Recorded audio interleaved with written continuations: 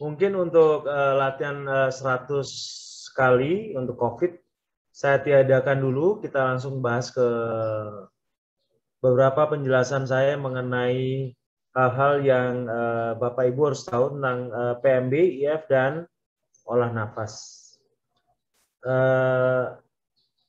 Ini banyak sekali chat-chat yang harus saya jawab.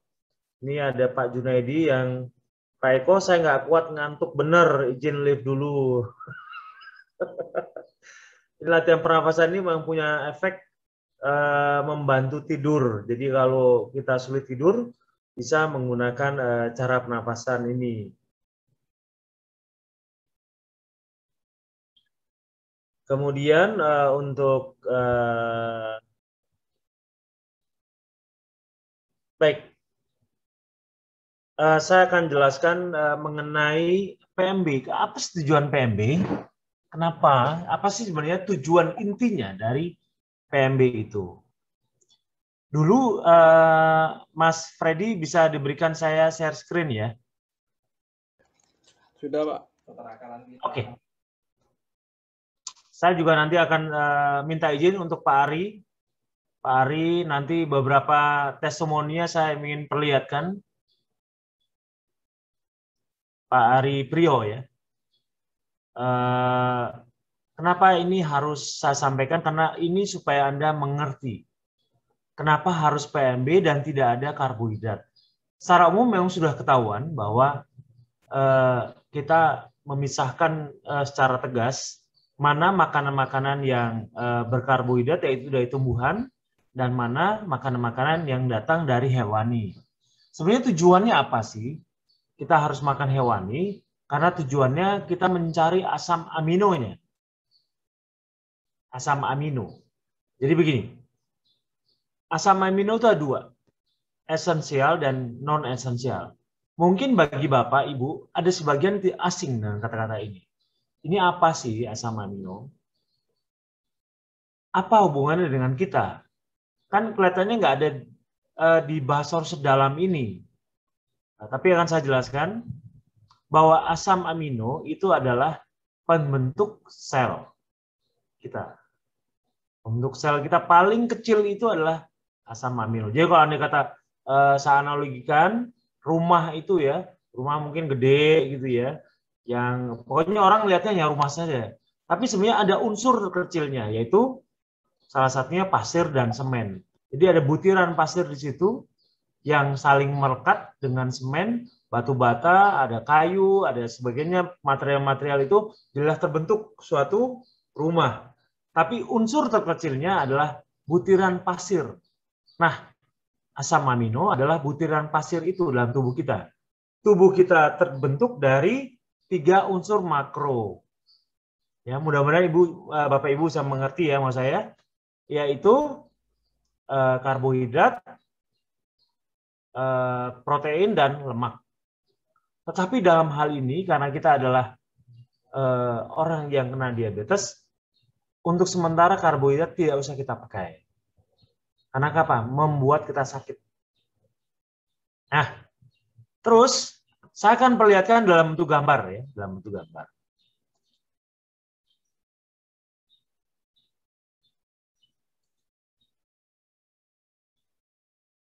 Kalau andai kata kita bicara asam amino, lalu hubungannya apa dengan kita?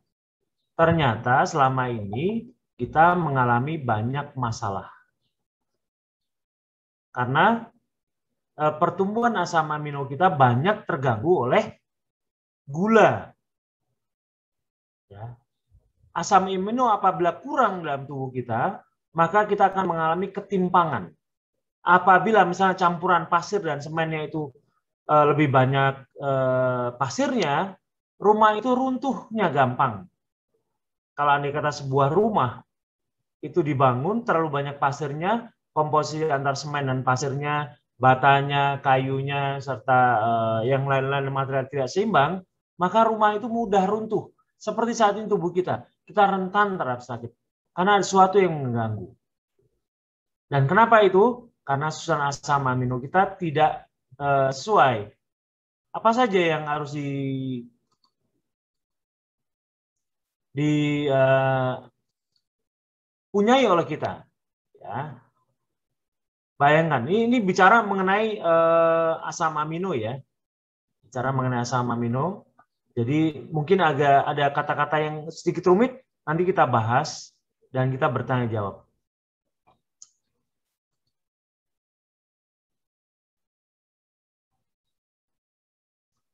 Ini adalah gambar asam amino.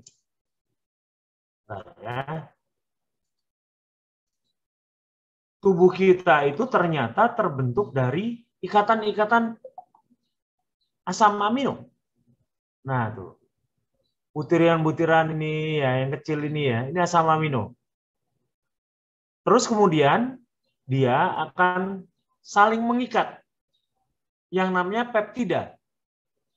Kalau dalam bahasa Inggrisnya peptide. Nah, kemudian apabila sudah terbentuk seperti ini, gabungan dari peptide atau peptida ini akan membentuk protein. Protein itu adalah dasar pembentuk sel kita. Jadi manusia itu dari asam amino sebenarnya. Kalau andai kata kita sakit, berarti ada yang nggak benar dengan susunan protein ini. Pasti ada yang bermasalah. Makanya kita mengalami sakit. Siapa pengganggunya? Gula. Gula selalu terikut dalam protein-protein ini. Terikat dia. Sehingga tidak bisa bekerja dengan normal. Kerja protein tidak bisa melakukan fungsinya karena ada gula. Jadi sekali lagi, apa susunan terkecil dari tubuh kita? Asam amino. Tapi sebelum dia menjadi protein tubuh kita, dia akan menjadi peptide, peptida. Gabungan asam amino adalah peptida. Dan kemudian dia bisa membentuk protein. Dan protein nanti membentuk sel-sel kita. Akhirnya terbentuklah tubuh kita seperti ini. Jadi unsur terkecilnya. Jadi badan yang besarnya adalah saya tadi analogikan adalah sebuah rumah, sedangkan bahan materialnya adalah asam amino tadi. Kenapa kita sakit? Karena asam aminonya tidak benar. Lalu ada yang terkena neuropatik, terkena nefropatik yang berhubungan dengan ginjal, kardiomiopatik, masalah dengan jantung, ya kan? Kemudian retinopatik yang berhubungan dengan mata. Semuanya itu terjadi kekacauan asam amino. Lalu bagaimana? Kita harus memperbaiki suplai asam amino. Dari mana asam amino datang?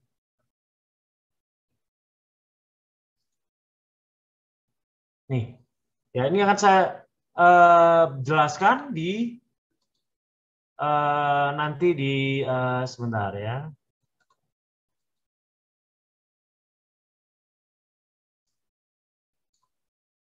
Nah, ini adalah asam amino esensial. Dari mana datangnya asam amino esensial? Datangnya salah satunya adalah produk hewani. Kalau kita memakan daging, kita memakan produk hewani, maka tubuh akan mendapatkan asam amino esensial yang akan membuat sel kita akan terbentuk kembali seperti semula. Menjadi lebih baik. Jadi orang sakit bisa sembuh hanya karena asam amino dibenerin. Tadi saya sudah lihat kan ya. Sebentar Bapak Ibu ya. Asam amino bisa rusak kalau ada gula. Tetapi juga bisa diperbaiki kalau andai kata asupan kita udah benar. Makanan kita yang kita pilih itu benar. Dari mana datangnya? Dari salah satunya produk hewani yang merupakan asam amino esensial. Tidak bisa dibuat oleh tubuh, tapi harus dapat dari tempat lain. Datangnya nih, ada histidin, leucin, lisin, metionil, fenil. Ini bahasa-bahasa rumit ya. Tapi Bapak Ibu harus mulai mengenali bagaimana tubuh kita bekerja.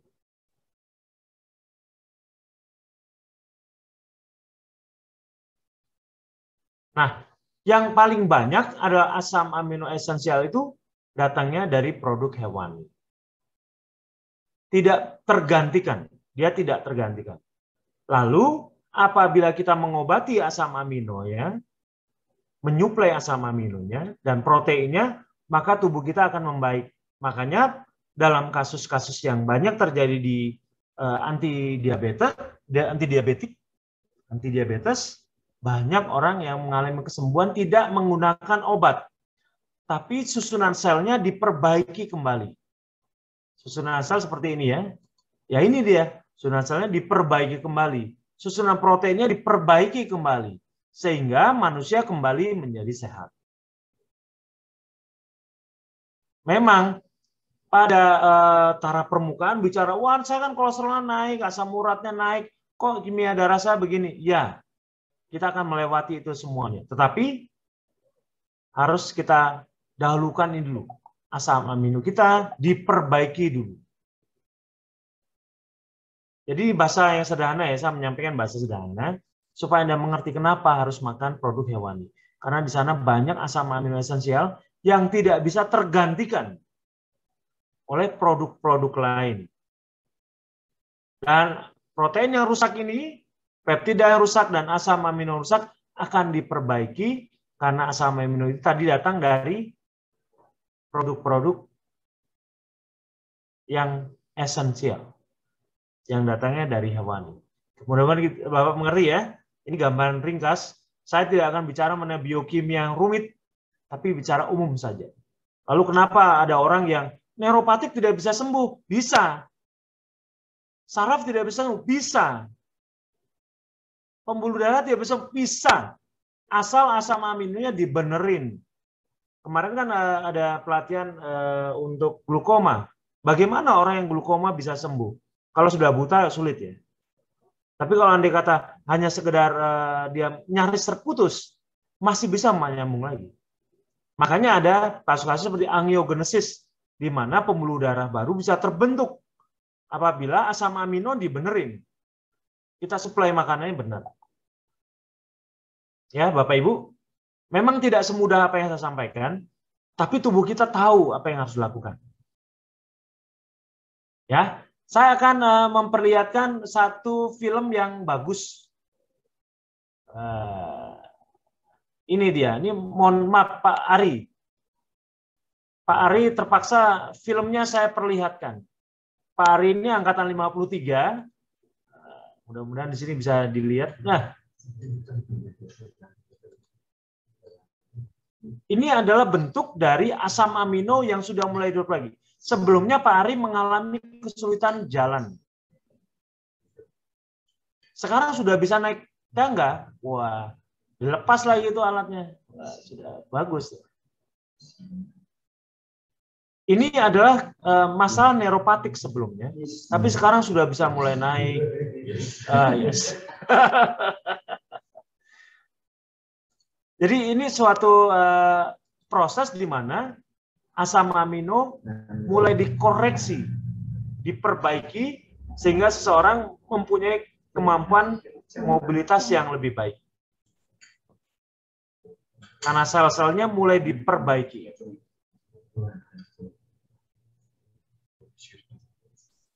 Saya besarkan ya. Nah,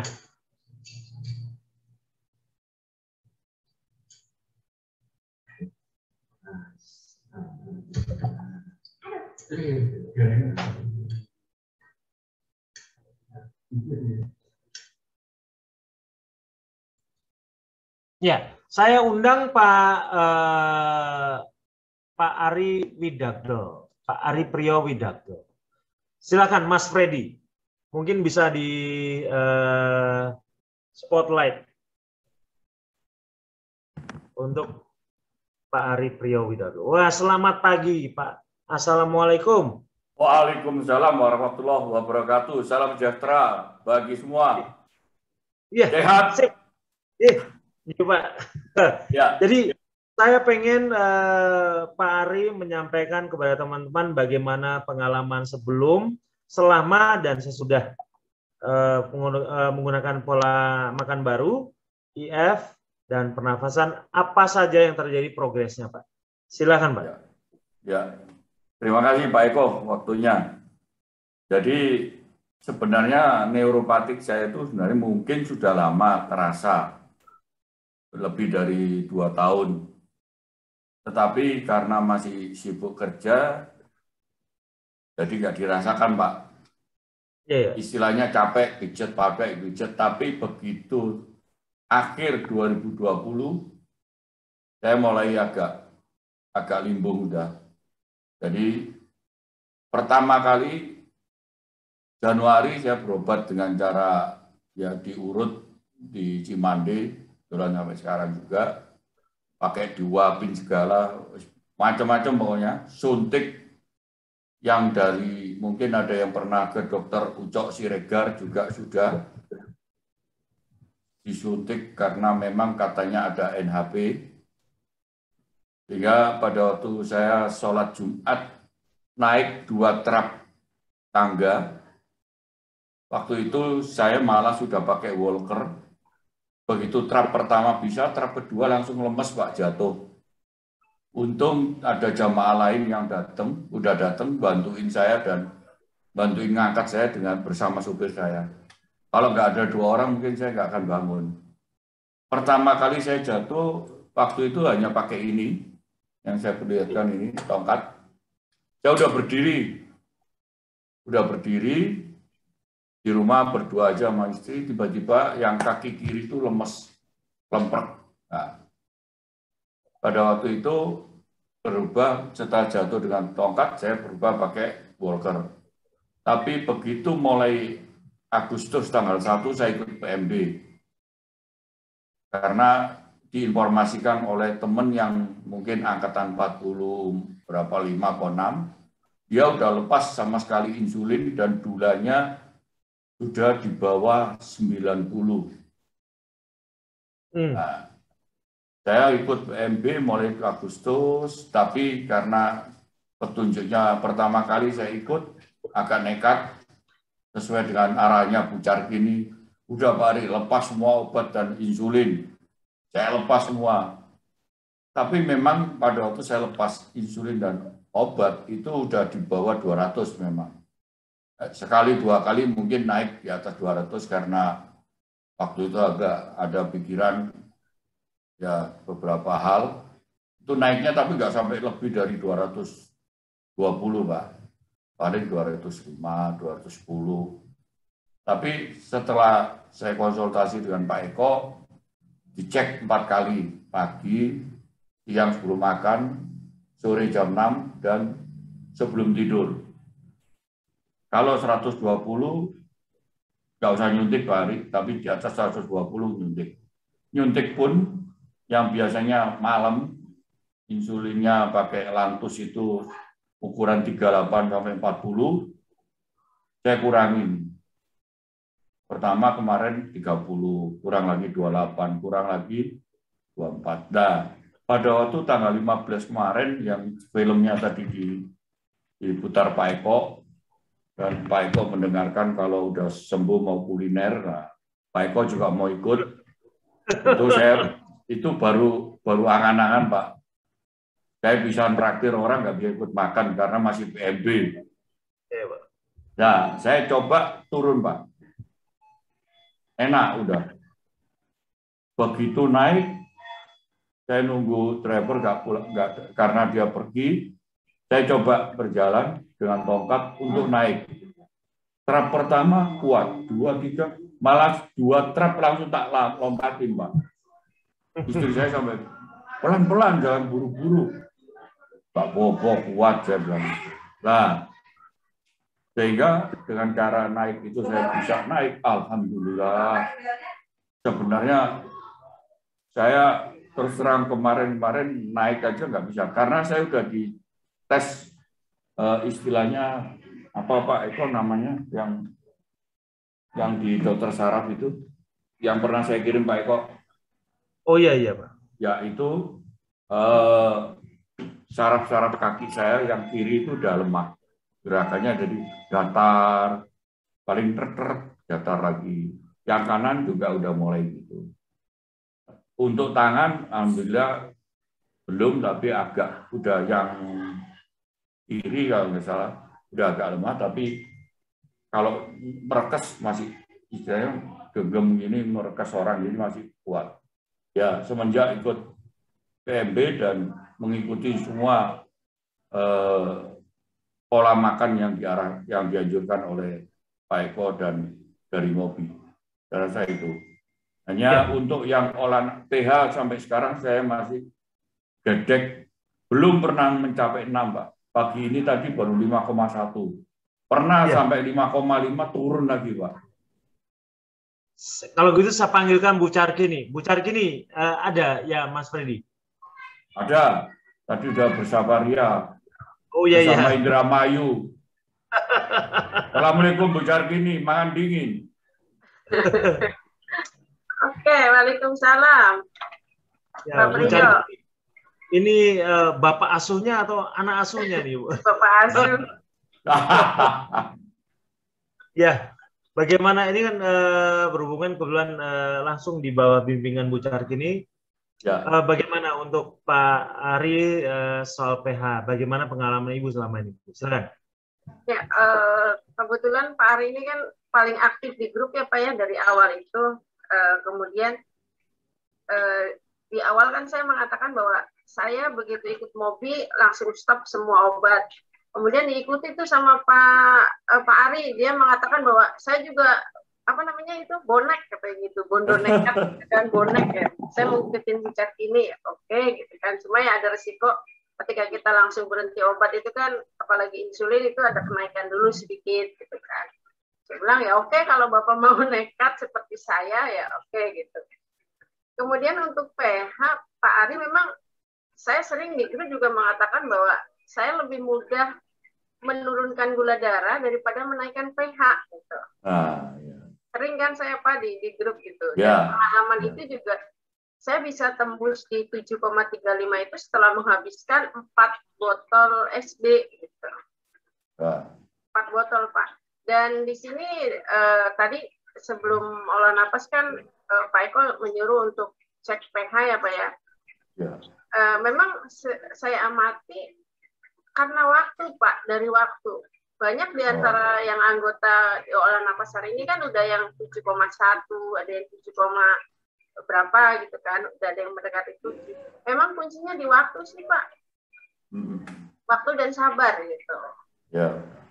Dan sabar. Ya itu tadi, lebih mudah menurunkan gula darah daripada menaikkan pH. Yang seperti Pak Eko, ilmu dari Pak Eko kan bahwa hitungan menit atau detik bahkan pH kan memang naik turun gitu. Ya. Naik turun gitu. Ya itu aja sih Pak Eko. Pengalaman saya menghabiskan dulu Pak 4 botol. Nah pengalaman Pak Warsono kan sekarang udah berapa botol itu? Udah berbotol-botol. Belum sampai 7. Oma mana Oma? Gitu Pak Eko. Iya. Terima kasih banyak. Silakan Pak Ari. Ya, kalau saya SB udah habis berapa botol? Belum. Oh belum. 3. Oh 3 botol Pak. Oh, 3. Baru 3. Susternya yang hafal. Ya suster teman tidur sabar aja kali Pak Ari. Ya Bu. Itu Pak Warsono udah itu. Yang pasti kan sekarang kemajuannya udah progresnya bagus banget Pak. Yang tadinya udah pakai tongkat sekarang udah bisa naik tangga kan keren Pak. Ya itu alhamdulillah Bu. Tadi katanya bisa melompati 1 tangga, oh keren banget itu Pak. Ya memang itu yang kemajuan yang luar biasa.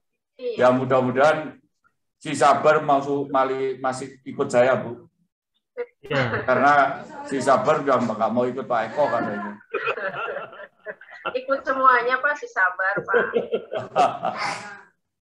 Iya, Pak Ari ada yang ingin ditanyakan dengan Bu Carkini dan saya tadi resen. Monggo Pak, silakan. Enggak, kalau Bu Carkini ngarahkan ya udah sesuai dengan arahnya Pak Eko semua. Cuman untuk yang sampai sekarang, yang tadi sebenarnya Pak Mariono Supoyo tadi. Oh iya, gimana? Itu tadi kan dia mengatakan tarik napas. Itu kan jeblung, terus begitu buang napas itu perutnya dikepesin. Saya mau nanya gitu, tapi beliau buru-buru tindak ya ke suhunya yang di Pontianak aja. Nah, maksud saya gini, Pak Eko, pada waktu kita tahan napas, setelah buang napas kan, biasanya perut ini udah kempes gitu, Pak. Nah, tapi kalau kempes ini memang untuk lebih dari 60 detik agak susah. Jadi paring setelah ditahan gini kira-kira 50-an itu kembali biasa di normal, jadi nggak dijemblung, nggak apa, pokoknya normal aja. Tapi tetap nggak ngambil nafas gitu. Tadi saya nyoba juga pada waktu menit keberapa yang berapa kali tadi, pada waktu tahan nafas hampir mau batuk. Hampir mau batuk, saya minum bisa, Pak. Oh iya. Jadi saya begitu tahan nafas itu setengah menit kan saya plek itu bisa. Ya, kalau kita cegukan kan biasanya gitu, Pak. Apa bahasa Indonesia cegukan apa bicara gini? Sama, Pak, cegukan juga. Cegukan itu loh. Kalau bayi kurang minum kalau cegukan. Udah ya, kita pas entah makan atau apa kadang-kadang kan cekuk kan nggak enak. Nah itu biasanya diminum anget dan tahan napas baru hilang. Ya, betul.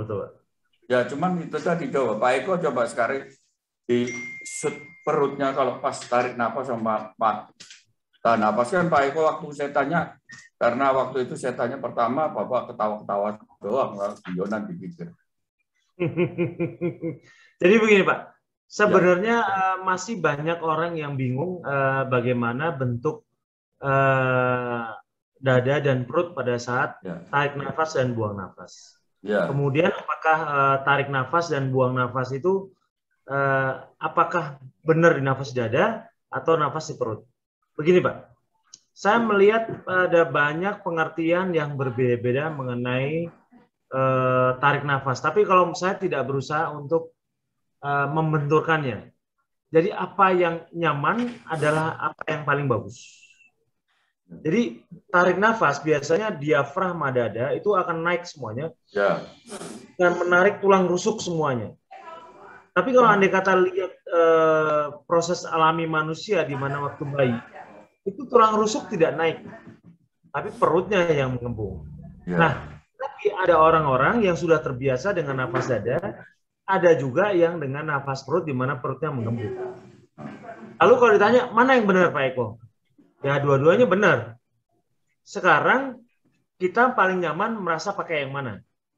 Yang penting jangan sampai pikiran kita merasa tidak nyaman dengan pola pernafasan yang saya ajarkan. Misalnya saya biasa menggunakan nafas dada. Terus kemudian seseorang biasa menggunakan nafas perut. Pada saat sudah terbiasa dengan nafas perut, kemudian dada itu menimbulkan ketidaknyaman, gluconeogenesis, Pak. Jadi oleh karena itu, lanjutkanlah dengan nafas perut saja. Seperti yang merasa nyaman biasa dilakukan. Perutnya mengembung.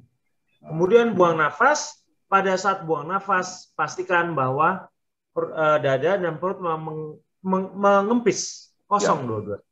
Ya, baru kemudian tahan. Selama latihan pernafasan itu tidak boleh, biasanya ya yang saya lihat, jangan sampai konsentrasi kita terganggu dengan suara, dengan cahaya, ya, dengan cahaya. Jadi kalau andai kata kita gula darah naik, mungkin saja karena kita terganggu oleh suara-suara. Misalnya latihan anak-anak. Saya pernah Pak pada saat melatih di aula fakultas, itu kebetulan pagi-pagi pasti latihan biasa jam 6, latihan jam 6 sama dengan kita. Nah, pada saat jam 6:30 kita sudah latihan pernafasan lagi rame-ramenya, lagi banyak-banyaknya, dan lagi sedang panas-panasnya latihan pernafasan. Itu ada orang kebetulan para tukang itu membersihkan pepohonan di belakang aula. Wah, itu suara senso itu luar biasa, Pak. Wang, dan akhirnya pada saat 1,5 jam setelah itu, ya cek gula darah naik semua. Padahal biasa harus turun. Itu kenapa? Ya karena konsentrasi terganggu. Jadi memikirkan ketidaknyamanan itu mengganggu konsentrasi dan mengakibatkan gluconeogenesis. Ada lintasan, kemarin ada yang mengatakan bahwa pikiran itu kayak monyet, Pak. pikiran kita, lintasan, loncatan, belompatan, mikirin ke sana, mikirin ke sini, mikirin. Pada saat kita berusaha hening. Dan itu gluconeogenesis, Pak. Gatel aja. Aduh, gatel. Aduh. Garu-garu. Gluconeogenesis, Pak. Nah, tetapi yang menarik adalah Pak Mariono itu pada saat latihan pernapasan matanya dibuka, Pak. Ya Bu Carki ini kan sering berbincang-bincang dengan beliau bahwa cara latihan Pak Mariono itu fenomenal dan saya tidak berusaha untuk melarangnya karena kenapa? Apa yang menurut Anda nyaman dan gulanya turun, lakukan. Ya. Karena menurunkan gula itu adalah kenyamanan. Kita bisa mengenali tubuh dengan cara yang sangat unik dan tidak harus melalui cara saya. Cara saya hanya memberikan kisi-kisinya dan kemudian siapapun boleh mengembangkannya dan pokoknya gula darah harus turun. Asam urat harus turun. Kolesterol harus turun. SGOT, SGPT harus turun. Troponin harus turun. Kreatinin harus turun.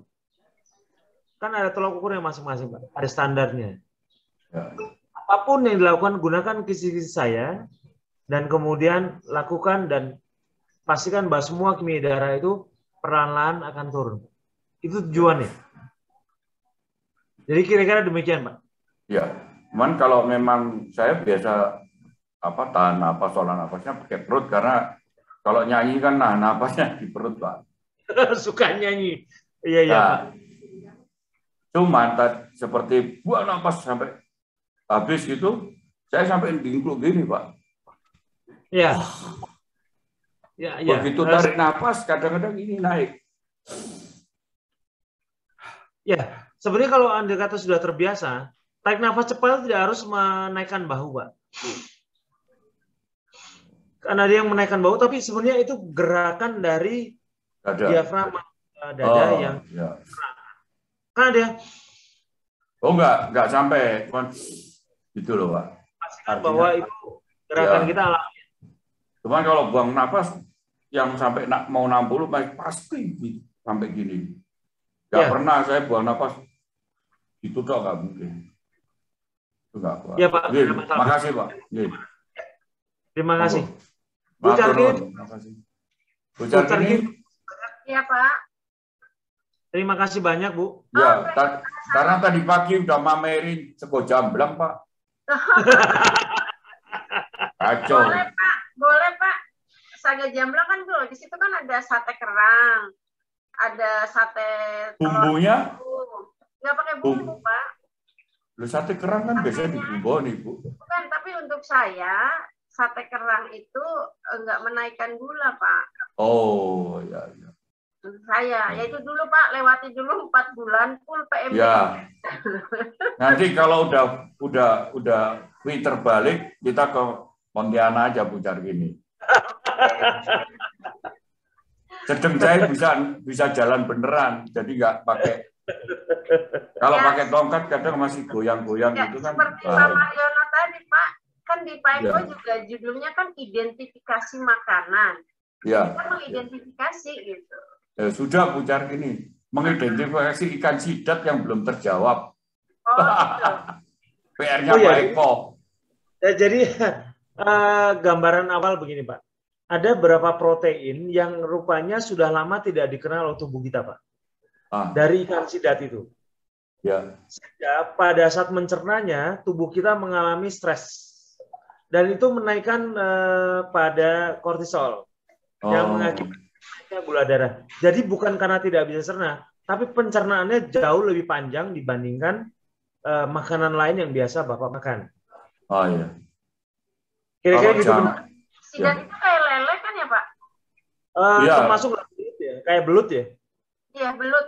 Belut, tapi belut yang gede, Bu. Dari Geli. Lah, jauh-jauh dari Banyuwangi dibawa ini, Bu. Oh, kirain ini sendiri. Enggak, dikasih ya dicoba. Ternyata kok langsung melompat. Mungkin ada yang lainnya, Pak. Enggak. Ya ada, cuman yang lainnya itu biasanya enggak masalah. Takutnya sambelnya nasinya gitu. Nggak ada sambal, nggak jagoan sambal, Bu. Oh gitu. Dulu kalau nakal dicabai sama orang tua. Ya. Tahun Pak Eko. Cukup Pak Ari. Turun, tahun, cekap. Terima kasih banyak. Bu Cargi, terima kasih banyak. Kita lanjut dengan Pak Yanuar. Silakan Pak Yanuar.